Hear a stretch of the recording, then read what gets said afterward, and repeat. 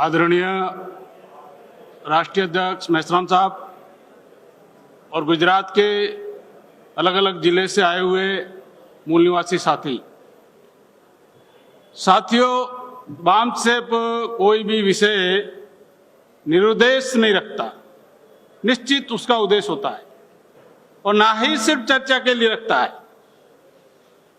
सिर्फ चर्चा के लिए भी नहीं रखता और वो सब्जेक्ट बनाने से पहले निश्चित उसका उद्देश्य डिसाइड होता है। ये सब्जेक्ट बनाने के पीछे जो बामसेप की सोच है कि समाज में दिन ब दिन बामसेप का डेवलप इतनी गति से हो रहा है जिसका कोई आंकलन नहीं है। इतनी तेज गति से संगठन का विकास हो रहा है, उसका आप कल्पना नहीं कर सकते। और उस तेज गति में हमारे समाज के जो नए कार्यकर्ता आते हैं वो भी अपना कैरेक्टर साथ में लेकर आते हैं। जब तक उनको कैडराइज नहीं किया जाता तब तक दिशा और निर्देशन की जरूरत रहती है, क्योंकि कोई भी जंग, दुनिया में कोई भी जंग बिना निर्देशन और बिना नियंत्रण के सफल नहीं हो सकती। और हम आजादी की जंग लड़ना चाहते हैं, हम इस समाज की आजादी की जंग लड़ना चाहते हैं।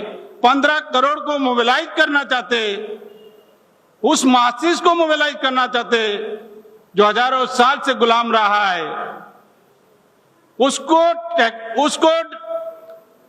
उस मासिस को अगर टैकल करने वाला मैकेनिज्म डेवलप नहीं होगा तो फिर से हम हमारी आजादी की जंग जो लड़ना चाहते हैं उसमें सफल नहीं हो सकते।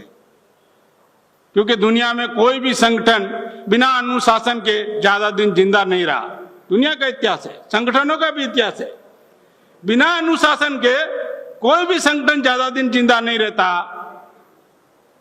बामसेप कैडर बेस्ड ऑर्गेनाइजेशन है तो ये सब्जेक्ट रखने की क्या जरूरत हुई?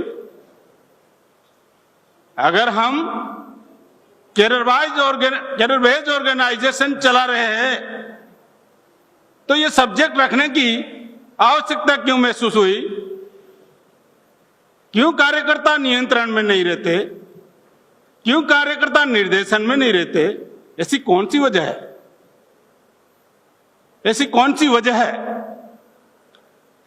तो दुनिया का एक थिंकर आदमी, प्रसिद्ध थिंकर आदमी ने एक रिसर्च किया हुआ है कि कोई भी संगठन में, कोई भी समाज में, कोई भी संस्था में, कोई भी सार्वजनिक जीवन में जो कार्यकर्ता उद्देश्य, सिद्धांत, नीतिमत्ता की बात करते हैं, नैतिकता की बात करते हैं, कुछ समय के बाद उनका कैरेक्टर ऐसा क्यों निर्माण होता है कि उसी उद्देश्य को, उसी सिद्धांत को, उसी नैतिकता को काउंटर करने का कैरेक्टर क्यों निर्माण होता है? उसका चरित्र ऐसा क्यों निर्माण होता है कि जिस उद्देश्य के लिए वो अपनी जान तक समर्पित करने के लिए बहुत बार बोल चुका होता है, फिर उसमें ऐसा क्यों निर्माण होता है उसका कैरेक्टर? इसके ऊपर विश्व के थिंकर आदमी ने रिसर्च किया कि जो सार्वजनिक जीवन में कार्य करने वाले लोग हैं, संस्था में काम करने वाले लोग हैं, संगठन में कार्य करने वाले लोग हैं, वो जो जिस उद्देश्य, सिद्धांत की बात करते उसके विपरीत उसका कैरेक्टर इसके लिए निर्माण होता है क्योंकि एक सार्वजनिक एजेंडा है, संगठन का सार्वजनिक एजेंडा है जो सबको मालूम है, उद्देश्य सबको मालूम है, सिद्धांत सबको मालूम है, वो सार्वजनिक एजेंडा है।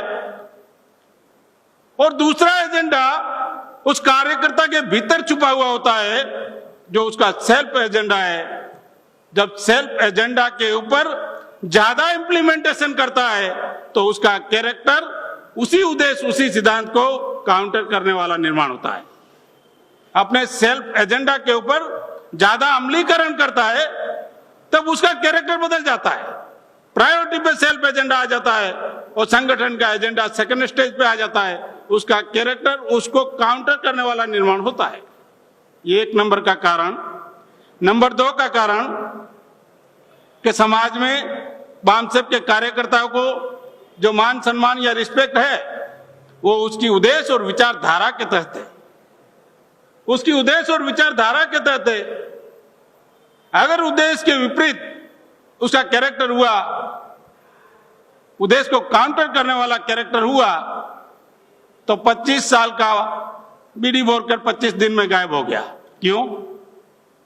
वजह है जिस उद्देश्य और जिस सिद्धांत, जिस विचारधारा से मान सम्मान होता है, वो कार्यकर्ता एक साधन के तौर पर उसका वाहक है। कल तक खापड़े साहब थे और हमारे बहुत साथी थे, वो विचारधारा उद्देश्य समाज को उसके लिए तैयार करने के लिए हम सिर्फ वाहक है। अगर वाहक को यह भ्रम हो जाए कि ये उद्देश्य और सिद्धांत, ये उद्देश्य और विचारधारा मेरी वजह से, प्रायोरिटी पे वो मेरी वजह से अपने आप को रखता है, उद्देश्य और विचारधारा सेकंड स्टेज पे आ जाती है, फिर उसका कैरेक्टर बदल जाता है। नंबर 3 का कारण है कि संगठन में कार्यकर्ता जब आता है तो क्या अधिकारी बनकर नहीं आता कि मैं अधिकारी हूं इसके लिए संगठन में आया हूं। वो अधिकारी बनकर नहीं आता, संगठन का कार्यकर्ता बनकर आता है। संगठन का कार्यकर्ता बनकर वो संगठन में आता है, अपना सेल्फ अस्तित्व छोड़कर आता है, व्यक्तिगत अस्तित्व को छोड़ के आता है कि संगठन का अस्तित्व मेरा अस्तित्व रहेगा।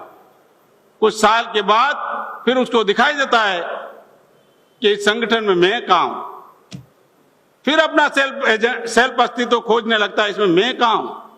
जो पहले छोड़कर आया था फिर उसी में खोजने लगता है इसमें मैं कहां हूं। तब उसको लगता है कि थोड़ा इसको साइड करूं, थोड़ा उसको साइड करूं, थोड़ा उसको मेरे साथ लूं। वो उसका एजेंडा चेंज हो जाता है, उसका एजेंडा खुद को आगे बढ़ाने का, सेल्फ डेवलपमेंट का हो जाता है। तो लोग उसकी बातों को तवज्जो नहीं देते, लोग उसके अस्तित्व के लिए आए नहीं इंडिविजुअली, तो उसको लगता है कि लोग मेरे को अवॉइड कर रहे हैं, तो अपने सर्कल में वो गुटबाजी करना शुरू करता है। इससे फिर सैबोटेज का काम शुरू हो जाता है। साथियों, एक बात महत्वपूर्ण जो है, 5 दिन के कैडर कैंप में मेश्राम साहब ने जो बताया, वो 5 मिनट में अगर उसका निचोड़ बताना हो तो हम 5 बातों से बिल्कुल कॉम्प्रोमाइज करने वाले नहीं है। 5 बातों से बिल्कुल कॉम्प्रोमाइज करने वाले नहीं है। नंबर 1, ऑब्जेक्ट से बिल्कुल कॉम्प्रोमाइज नहीं हो सकता। नंबर 2, विचारधारा से बिल्कुल कॉम्प्रोमाइज नहीं हो सकता। नंबर 3, उद्देश्य और विचारधारा के लिए समर्पित जो नेतृत्व है उसको सैबोटेज का काम नहीं हो सकता। उस लीडरशिप को सैबोटेज का अलाउ नहीं किया जा सकता, क्योंकि लीडरशिप तो गली गली में है, लेकिन विचारधारा और उद्देश्य के लिए जो समर्पित लीडरशिप है उसको काउंटर करने का अलाउ कभी नहीं किया जा सकता। नंबर 4, डिसिप्लिन जो संगठन का है, संगठन ने जो कार्य दिया, संगठन ने जो दिशा निर्देशन दिया, उसको हम सैबोटेज नहीं कर सकते। डिसिप्लिन में रहकर ही काम करना होगा। बहुत बार सीनियरिटी का भी भ्रम हो जाता है कि मैं सीनियर हूं, मुझे ये जूनियर क्यों मेरे को आदेश करेगा। उसका काम संगठन ने लगाया, जिस काम के लिए लगाया उसको करना पड़ता है। ये किसी को अच्छा लगे, किसी को बुरा लगे, इसके लिए हम बंधे हुए नहीं है। हम ऑब्जेक्ट के लिए बंधे हुए, हम ऑब्जेक्ट के रिलेशन से बंधे हुए। किसी को अच्छा लगता है, किसी को बुरा लगता है, इसके लिए बंधे हुए नहीं है। डिसिप्लिन की मैटर को काउंटर नहीं किया जा सकता। नंबर 5, संगठन के रिसोर्स, ह्यूमन रिसोर्स हो, मेंटल रिसोर्स हो, फाइनेंशियल रिसोर्स हो, उसको हम सैबोटेज करने नहीं देंगे, क्योंकि समाज ने हमारे में विश्वास किया, संगठन में विश्वास किया कि ये वो लड़ाई लड़ सकते हैं, ये लोग वो लड़ाई लड़ सकते हैं। उस समाज का विश्वास तोड़ने का हम काम नहीं करेंगे, उसके रिसोर्स को सैबोटेज करने का काम नहीं करेंगे। साथियों, लास्ट में कार्यकर्ताओं के लिए 3 महत्वपूर्ण बातें बताकर मेरी बात समाप्त कर दूंगा। आंदोलन चलाने वाले लोगों के पास आंदोलन चलाने के लिए तीन चीजें जो आवश्यकता है, नंबर एक की ईमानदारी, उद्देश्य के प्रति ईमानदारी, इंडिविजुअल ईमानदारी नहीं, उद्देश्य के प्रति ईमानदारी। नंबर दो भागीदारी, उसमें हमारा कंट्रीब्यूशन, हम समय कितना, जो उद्देश्य हम लोगों को बताते, समाज को बताते, क्या वास्तविक में हम उतना, हमारा कमिटमेंट है जो हम लोगों से अपेक्षा करते हैं।